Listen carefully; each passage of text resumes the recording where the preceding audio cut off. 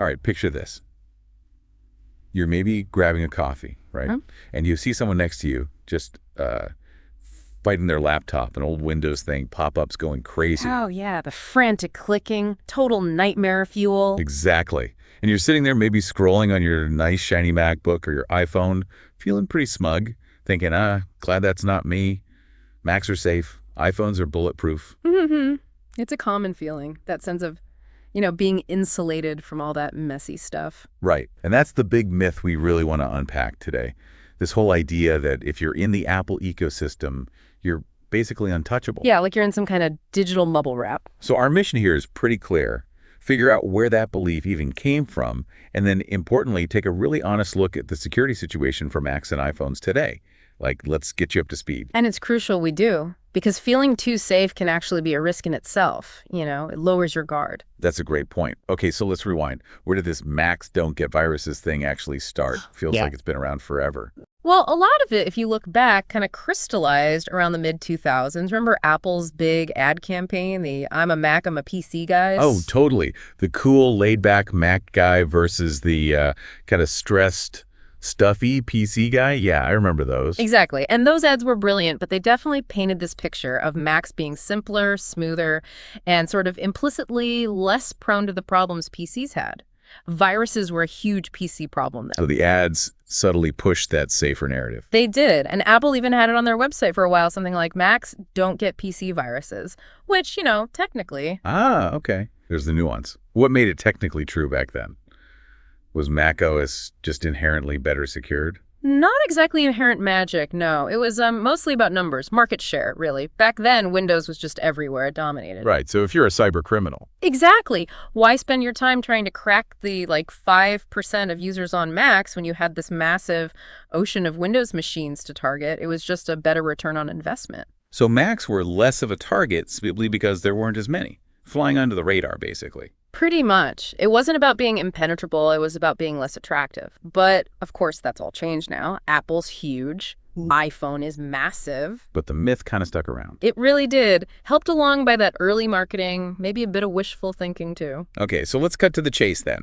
Today, can Macs actually get viruses, malware, all that stuff? Because I still hear people say, nope, I'm on a Mac. Unequivocally, yes. Macs absolutely can and absolutely do get infected with viruses and other malware.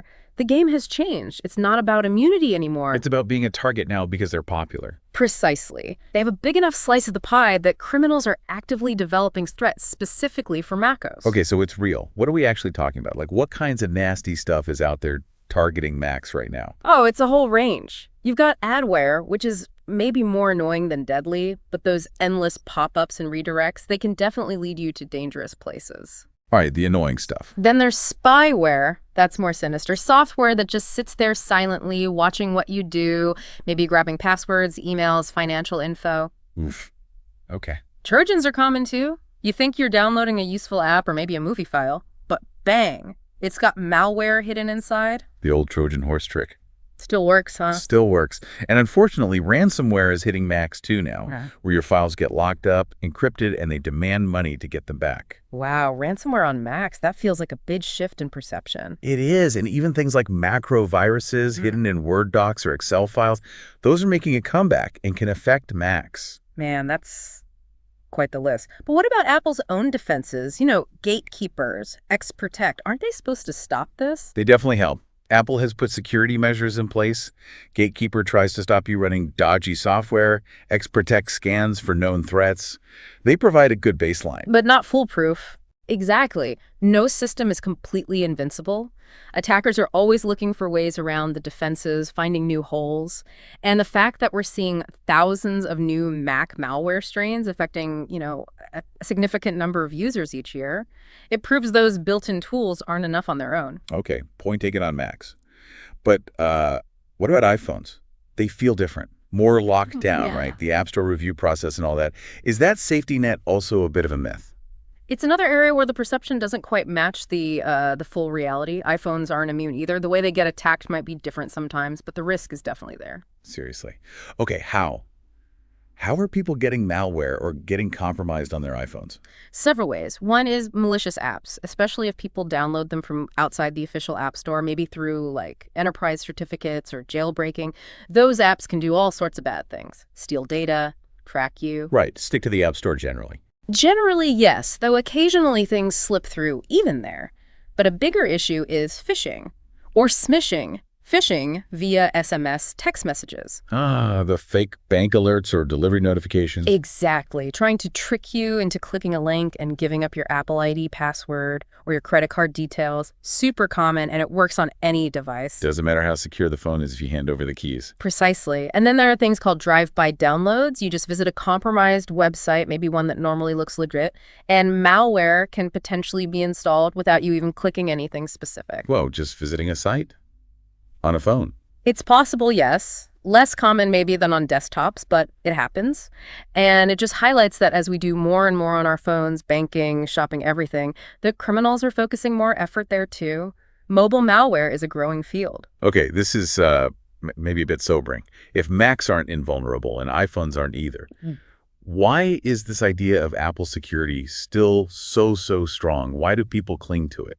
It's kind of a perfect storm, I think. Apple's marketing, as we said, has been incredibly effective over decades, really hammering that simplicity and implicitly security message. Okay, marketing's one piece. And there's just, well, wishful thinking maybe.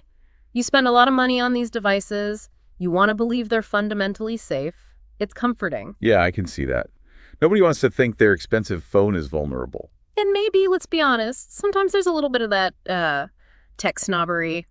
A feeling that Apple products are just better and immune to the problems lesser systems face. Yeah. Maybe a touch of that, too. It's like admitting a flaw in your premium choice. Right. And again, back in the day, the market share thing did give it some basis in reality. Macs were less targeted. But that historical context doesn't apply anymore. The landscape now is completely different. Those old assumptions are actually dangerous. Okay. So the key takeaway is ditch the complacency. Macs, iPhones, they're vulnerable. So what do we actually do? Give us the practical stuff. What steps should people listening be taking? Right. The actionable advice, the absolute number one thing is keep your software updated. Seriously. Mac OS updates, iOS updates, don't put them off. They very often contain critical security patches for holes that hackers have found. So hit update when it pops up. Don't ignore it for weeks. Please don't ignore it. Second, be incredibly careful about what you download and what you click. Skepticism is your friend. Does that email attachment look weird? Did you really win an iPad from a random website? Is that text message link really from your bank? If it seems fishy, it probably is. Assume it is until proven otherwise, especially links in emails and texts and downloads from sites you don't know and trust. Just be cautious. Makes sense. Anything else? What about antivirus? Is that like a thing for Macs now, or even iPhones? Yes, absolutely. It might have felt unnecessary years ago for Macs, but today, reputable antivirus or anti-malware software provides a really valuable extra layer of defense. It can catch things the built-in stuff might miss. So consider running AV on your Mac. Definitely consider it. And there are security apps for iPhones too, though they work a bit differently due to iOS restrictions. They can help scan for malicious links, secure your Wi-Fi connection, things like that. Worth looking into. Okay.